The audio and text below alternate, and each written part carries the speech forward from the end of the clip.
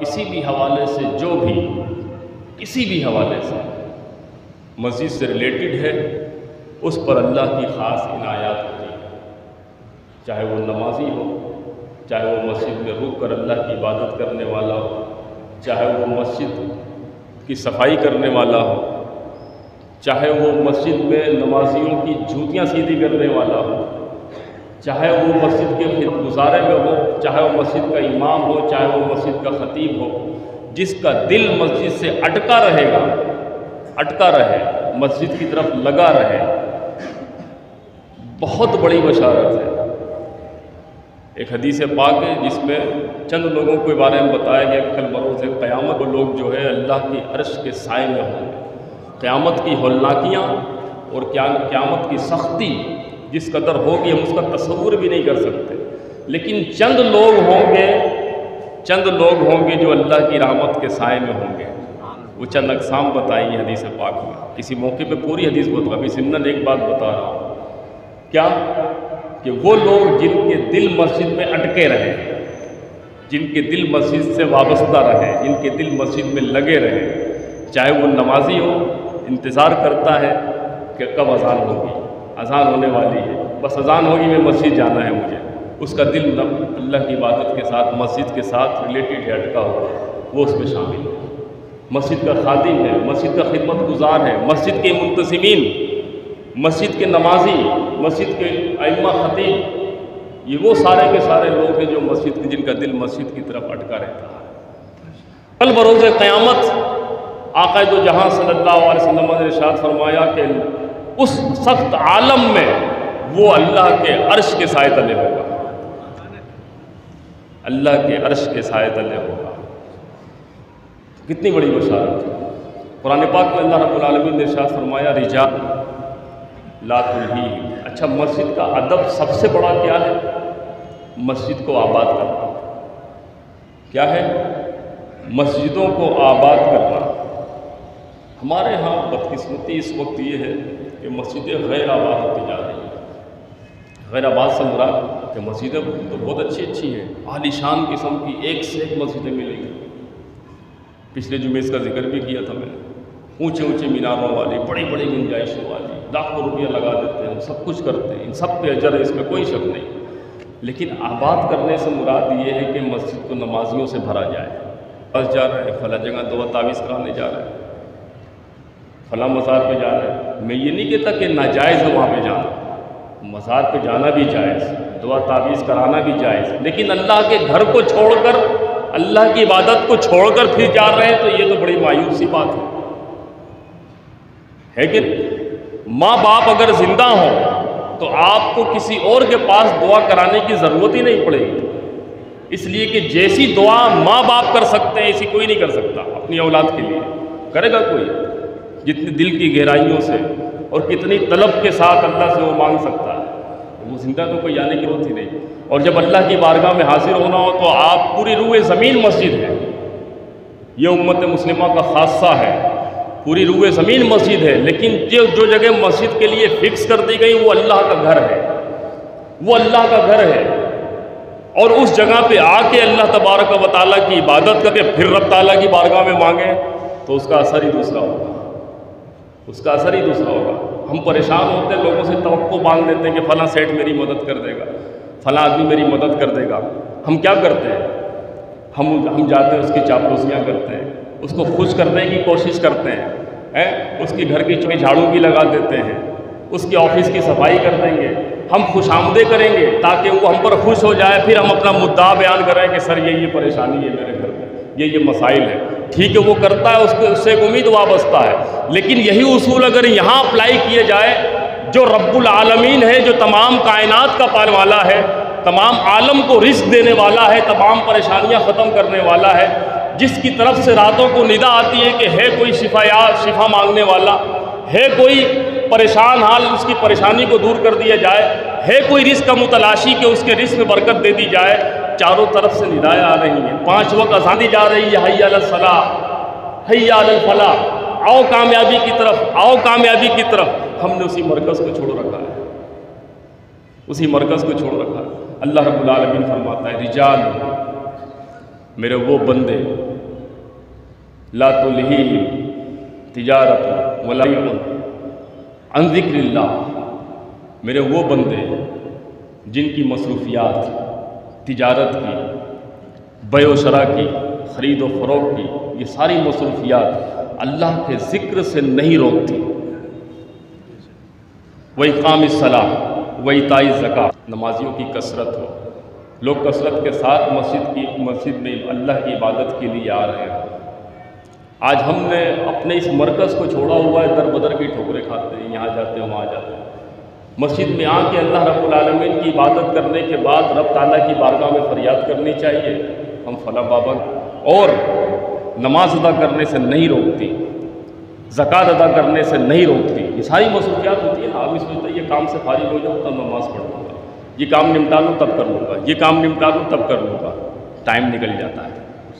لیکن اللہ کے وہ خاص بندے، اللہ فرما رہا ہے سورہ نور کے اندر کہ وہ خاص بندے میرے رجال لا تلہیہم تجارت ولا بیع، جن کا بزنس، جن کی تجارت، جن کی جابس، جن کا خرید و فروخت، جن کو زندگی گزارنے کی ساری مصروفیات اللہ کے ذکر سے غافل نہیں کرتی، ان کو مصروف نہیں رکھتی، نہ نماز ادا کرنے سے، نہ جو ہے زکوٰۃ ادا کرنے سے۔ فرمایا یخافون یوما تتقلب فیہ القلوب والابصار، تتقلب فیہ القلوب والابصار، کہ وہ اللہ کے خوف، یخافون یوما، وہ اللہ کے خوف سے اس دن، کس دن؟ وہ اللہ سے ڈرتے ہیں اس دن سے، تتقلب فیہ القلوب والابصار، جس دن دل اور آنکھیں دہل جائیں گی اور الٹ پلٹ ہو جائیں گی قیامت کے خوف سے۔ قیامت میں یہ منظر ہوگا کہ آنکھیں دہل جائیں گی، دل دہل جائیں گی، آنکھیں الٹ پلٹ ہو جائیں گی، اس دن سے ڈرتے ہیں۔ اس دن کے ڈر سے وہ لوگ اللہ تبارک و تعالیٰ کی طرف سے جب بھی ندا آتی ہے وہ کاموں کو چھوڑ کر اللہ کے ذکر کے لیے چل پڑتے ہیں، اللہ کو یاد کرنے کے لیے چل پڑتے ہیں۔ حضرت ابو ہریرہ رضی اللہ تعالیٰ عنہ تاجر تھے، صحابی رسول، تجارت کرتے تھے، تجارت میں بڑی برکت ہے۔ وہ لوگ جو جاب سے تنگ آ چکے ہیں نا، وہ تجارت کر کے دیکھیں، رسک لیں، رسک لینے میں برکت ہوتی ہے۔ رسک میں خسارہ نقصان بھی ہو جاتا ہے، لیکن رسک لینا چاہیے۔ حضور نے کیا ہے، صحابہ نے کیا ہے، امام اعظم ابو حنیفہ بہت بڑے تاجر تھے۔ اب دیکھیے حضرت ابو دردہ فرماتے ہیں کہ میں مسجد کے باہر کھڑا ہو کے چیزیں بیچتا تھا، اپنی فروخت کی چیزیں۔ آج ہم کھڑے ہو جائیں، لوگ کہیں گے جو ہے یہ کیا مسجد کے باہر کھڑا ہو کے چیزیں بیچ رہا ہے۔ بہت سے لوگ، ہماری نوجوان نسل خاص پہ اس پیغام کو جو ہے سمجھے کہ جو ہے نا وہ اپنے ہاتھ سے کام کرنے کو مایوس سمجھ رہے ہوتے ہیں، اور جو لوگ رسک لیتے ہیں، اپنے اندر اسکل پاور پیدا کرتے ہیں، وہ آگے بڑھتے ہیں، وہ آگے بڑھتے ہیں۔ آپ کو بڑے بڑے بزنس مین ملیں گے جن کے پاس ڈگریاں نہیں ہیں، جن کے پاس جو ہے اور سارے معاملات میں بہت اچھے رہے، لیکن وہ بزنس کی لائن میں لگ گئے، ان کے پاس جو ہے CA MBBA جو ہے کیے ہوئے لوگ جاب کر رہے ہوتے ہیں۔ حضرت ابو دردہ تجارت کر رہے ہیں، کہاں؟ مسجد کے باہر کھڑے ہو کے، مسجد کے باہر کھڑے ہو کے تجارت کر رہے ہیں۔ فرماتے جب حی علی الصلاۃ حی علی الفلاح کی ندا بلند ہوتی تھی تو میں اپنے کام کو سمیٹ دیتا تھا اور جو ہے مال پہ کپڑا ڈالا اور نماز پڑھنے کے لیے چلا گیا، نماز پڑھنے کے لیے چلا جاتا تھا۔ تو صحابہ کرام رضوان اللہ تعالیٰ علیہم نے حضور کا زمانہ پایا تھا، اور یہ سارے معاملات آج بھی سعودی عرب میں نماز کے ٹائم میں حرم کے ارد گرد کی مارکیٹوں کی یہی سچویشن ہے، وہاں پہ وہ ایک سلسلہ چل پڑا، ایک نظام قائم ہے۔ اچھا، اس میں اس کا بڑا کردار ہوتا ہے، اور معاشرتی ماحول کا بھی بڑا کردار ہے، معاشرتی ماحول کا بھی بڑا کردار ہوتا ہے کہ لوگ اس کو بے خوف ہو وہ شخص کہ میرا مال کہیں نہیں جائے گا، تب تو اس کے لیے آسانی ہو جائے گی۔ تو اگر بگاڑ پیدا ہوگا، جب معاشرے میں بگاڑ آتا ہے تو بہت ساری چیزوں میں بگاڑ آتا ہے۔ وہ بگاڑ ہمارے مسجد جیسے معاملات میں بھی، عبادت جیسے معاملات میں بھی اثر انداز ہوتا ہے۔ تو اسلام تو پورا ایک سسٹم ہے نا، پورا ایک نظام ہے، اس نظام کو درست کرنے کی ضرورت ہے، تو جس میں یہ ہمارا نماز کا نظام بھی خود بخود ٹھیک ہو جائے۔ لیکن وہ لوگ جو ایسے حالات میں بھی اللہ پہ توکل کرتے ہوئے، اچھا توکل کرنا ضروری ہے، توکل کا مطلب یہ نہیں کہ ایسے کھل چھوڑ دیا اور آ گئے، نہیں، توکل کا مطلب یہ ہے کہ انتظام کر کے تب آئے۔ توکل کا مطلب ہے گاڑی کو تالا لگا دیں اس کے بعد مسجد میں آئے۔ توکل کا مطلب یہ ہے کہ سواری باندھ دیں اس کے بعد مسجد میں آئے۔ توکل کا مطلب یہ ہے کہ چپل اپنی سیف کر لیں تب مسجد میں آئیں. لیکن اگر امن والا ماحول ہو، میں نے دیکھا وہ ماحول 10 دن مسجد کے باہر، مسجد کے اندر اعتکاف ہے، معتکفین مسجد کے گیٹ کے باہر رات کو تالا لگ جاتا ہے، چپل رکھنے کا ریک بنا ہوا ہے، اور اس میں 10 دن تک میں نے مشاہدہ کیا معتکفین کی چپل جہاں رکھی ہوئی، آخری دن جب وہ روانہ ہو رہے تھے تو ان کی چپلیں وہی رکھی ہوئی تھیں. تو اگر ایسا امن والا ماحول ہو تو یہ سارا نظام بالکل ٹھیک ہے. لیکن پھر بھی سارے اس فتنے والے ماحول میں بھی جس کا دل مسجد سے لگا رہے، توکل کر کے وہ اپنا کام دھندا چھوڑ کے اللہ کی طرف آئے، تو پھر اس کے لیے بشارت ہے، اس کے لیے بشارت ہے. تو مسجد کا سب سے پہلا ادب کیا ہے کہ مسجد کو آباد کیا جائے، یہ سب سے پہلا ادب ہے. ورنہ مسجدیں تو ہم نے بہت بنا دی ہیں، لیکن ہمارے نمازیوں سے خالی ہیں مسجدیں. بڑے بڑے اجتماعات میں تو شرکت کر لیتے ہیں، بڑے بڑے پروگراموں میں رات بھر جاگ لیں گے. ابھی ایک اس کی قیامت کے دن جو ہے آقا دو جہاں صلی اللہ علیہ وسلم نے ارشاد فرمایا، قیامت کے دن جب وہ میدان محشر لگا ہوا ہوگا، حساب و کتاب کی تیاری ہو رہی ہوگی، ندا کر والا ندا کرے گا، ندا کرنے والا ندا کرے گا. کیا ندا کرے گا کہ وقت آ گیا ہے. عنقریب وہ لوگ جو اللہ کے خاص، جن پر اللہ تبارک و تعالیٰ کی خاص نظر کرم ہے، وہ ان کے بارے میں لوگ بن جائیں گے. اور پھر وہ پکارے گا کہ تم میں سے وہ لوگ کہاں ہیں جن کے پہلو راتوں کو بستروں سے علیحدہ ہو جاتے تھے، جن کو اللہ کی عبادت کی فکر لگی رہتی تھی. آنکھ کھلی اذان ہوئی کہ نہیں؟ آنکھ کھلی اذان ہوئی کہ نہیں؟ جی، ہمارے ہاں بڑی عمر والے حضرات اس کیفیت کو سمجھتے ہیں اچھے طریقے سے. خوش نصیب ہیں آپ لوگ جن کا دل مسجد کی طرف اٹکا رہتا ہے، اذانوں کے انتظار میں لگے رہتے ہیں. آنکھیں کئی بار بڑھاپے میں نیند بھی کم ہو جاتی ہے نا، لیکن اگر اس نیت سے آنکھ کھل رہی ہے، یقین جانے خوش نصیب لوگوں میں انتہائی خوش نصیب لوگوں میں اس دن پورے میدان محشر سے ندا دی جائے گی. کہاں ہیں وہ لوگ جن کے پہلو بستر سے علیحدہ ہو جاتے تھے اللہ کے ذکر کے لیے؟ وہ سارے لوگ کھڑے ہو جائیں گے، وہ سارے لوگ کھڑے ہو جائیں گے. اور حدیث پاک میں ہے کہ وہ جلدی لوگوں کے کاندھے پھلانگتے ہوئے چلے آئیں گے، ان کو الگ کر دیا جائے. اب دیکھیے وہاں پہ گروپ وائز تقسیم لوگوں کے اعمال کے حساب سے ہو رہی ہو، اور اس کے بعد وہ پھر ندا ہوگی کہ کہاں ہیں وہ لوگ. پھر وہ کہے گا کہ عنقریب وہ لوگ جن پر اللہ کا خاص کرم ہے. میدان معاشر میں لوگوں کی نظروں میں آئیں گے اور وہ پہچان لیے جائیں گے. اور پھر فرمائے گا کہاں ہیں وہ لوگ جن کی تجارت، جن کی مصروفیات ان کو اللہ کے ذکر سے غافل نہیں کرتی تھی، اللہ کے ذکر سے غافل نہیں کرتی تھی. اور وہ لوگ سب کچھ چھوڑ چھاڑ کے اللہ کی عبادت کے لیے چلے آتے تھے. پھر وہ گروپ کھڑا ہوگا، وہ سارے لوگ کھڑے ہوں گے، وہ سارے نمازی کھڑے ہوں گے، اور پھر وہ لوگوں کی کاندھے پھلانگتے ہوئے جو ہے جلدی میں ایک طرف جمع ہو جائیں گے. اور پھر ندا ہوگی. عنقریب میدان محشر والے لوگ جان جائیں گے کہ اللہ تبارک و تعالیٰ کا کرم کن خاص لوگوں پر رہا ہے. کون اللہ پر خاص کرم والے جن پر اللہ نے خاص کرم کیا ہے. اس کے بعد ندا ہوگی کہاں ہیں وہ لوگ، توجہ چاہوں گا، کہاں ہیں وہ لوگ. ندا ہوگی کہاں ہیں وہ لوگ جو ہر حال میں اللہ تبارک و تعالیٰ کی عبادت کیا کرتے تھے. ہم کہتے ہیں نا سردی بہت ہو گئی ہے، ٹھنڈا پانی بہت ہو گیا ہے، بیمار ہو گیا ہوں، نزلہ ہو گیا ہے، کمر میں درد ہو رہا ہے، جو ہے بیٹھ کے نماز جو ہے کھڑا ہو کے نماز نہیں پڑھ پاؤں گا، آج یہ تکلیف ہو گئی، آج وہ تکلیف ہو گئی. یہ سارے شرعی معاملات سارے اپنی جگہ. لیکن اس وقت یہ تیسرا طبقہ جو اٹھے گا ان کو ندا ہو کہاں ہیں وہ لوگ جو ہر حال میں اللہ تبارک و تعالیٰ کی بات کیا کرتے تھے. اور پھر جو ہے ان کو الگ کیا جائے اور پھر باقی لوگوں کا حساب و کتاب شروع ہوگا. حدیث میں آخری جملہ یہ ہے کہ باقی لوگوں کا حساب و کتاب شروع ہوگا. اس کا مطلب کیا ہے کہ یہ لوگ بغیر حساب و کتاب جنت میں داخل کیے جائیں گے. وہ تو مغفرت کے بہانے تلاش کرتا ہے. اچھا وقت کوئی بھی ہو، پلٹ آئے آدمی اللہ کی طرف. جب دنیا سے تھک جائے نا دنیا کی پریشانیوں سے، معاملات سے تھک جائیں تو مسجد کا دروازہ ہمیشہ کھلا ہوا ہے آپ کے لیے. آئے اللہ کو پکارے، اللہ کی عبادت کریں، بڑے بڑے مسئلے حل ہوں گے انشاءاللہ. اور جب آدمی دنیا میں مشغول ہو جاتا ہے نا، یہ سوچ کر کہ میں یہ بھی کر لوں، وہ بھی کر لوں، یہ سیٹنگ کر لوں، وہ سیٹنگ کر لوں، یہ ذہن میں رکھیے گا سیٹنگ کبھی بھی نہیں ہو پاتی.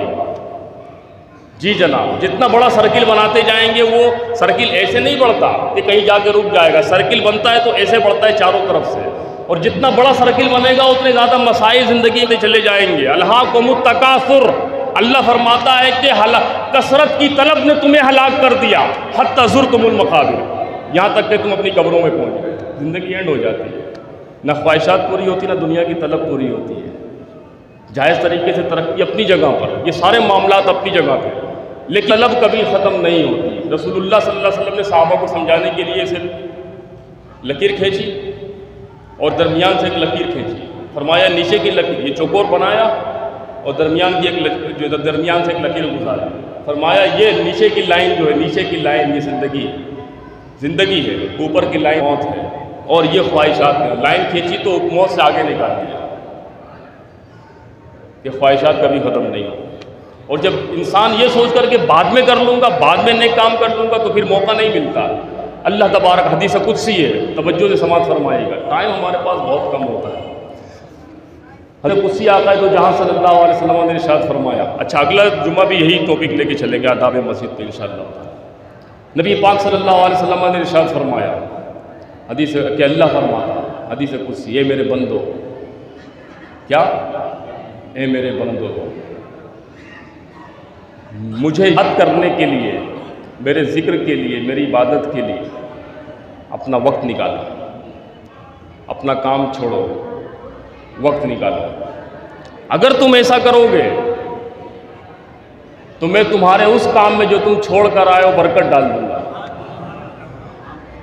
برکت ڈال دوں گا. تم عبادت بھی کرو گے، مجھے یاد بھی کرو گے، کام میں بھی برکت ہو جائے گی. اور اگر تم نے ایسا نہیں کیا، اور اگر تم نے ایسا نہیں کیا تو میں تمہیں تمہارے کاموں میں الجھا دوں گا، اور پھر اس کام برکت بھی اٹھا لوں گا، اور پھر تمہیں توفیق نہیں ہوگی میری عبادت کرنے کی. کتنی بڑی بد نصیبی ہے کہ انسان اللہ کے ذکر سے غافل ہو جائے اور اللہ تبارک و تعالیٰ اس سے سجدوں کی توفیق کو سد کر دے. یہ کتنی بڑی بد نصیبی ہو. تو اس دنیا عارضی ہے، مختصر ہے، زندگی کے معاملات چلتے رہیں گے، وہ بھی چلاتے رہیے. اور یہ سارے معاملات جس کا جو آخرت کی زندگی پر ڈیپینڈ کرتے ہیں، اس کو ساتھ لے کے چلیں. تو مسجد کا سب سے پہلا ادب کیا ہے کہ مسجدوں کو آباد کیا جائے. یہ نہ سوچیں رمضان آئے گا تو شروع کر لیں گے، اس لیے موت کا کچھ پتہ ہے. اور جو وقت مل جائے، میں اکثر یہ کہتا ہوں، لوگ کہتے ہیں 5 وقت کی نماز شروع کرو. میں آپ سے کہتا ہوں کہ جو وقت ملے پڑھیں، پڑھنا شروع تو کریں. انشاءاللہ ظہر کی نماز شروع کریں گے، اللہ کو پسند آئے گی، وہ عصر کی بھی توفیق عطا کرے گا. ہاں، عصر کی پسند آئے گی، مغرب کی بھی توفیق عطا کرے گا. پڑھیں، عادت تو ڈالیں، ایک ایک کر کے شروع کریں، اسٹارٹ تو لیں. اسٹارٹ لیں گے انشاءاللہ، تھوڑی تھوڑی کر کے عادت بنی جائے گی، عادت بن جائے گی. سب سے مسجد کا پہلا سب سے ادب کیا ہے؟ مسجدوں کو آباد کرنا. اب باقی میں انشاءاللہ ٹائم ختم ہو گیا ہے، اگلے جمعہ اسی ٹاپک کو آگے لے کے چلیں گے. اللہ رب العالمین صحیح معنی میں ہم سب کو اپنا نیک بندہ بنائے، اپنے صالحین بندوں کی صفوں میں ہمیں شامل فرمائے. آمین. وآخر دعوانا الحمدللہ رب العالمین.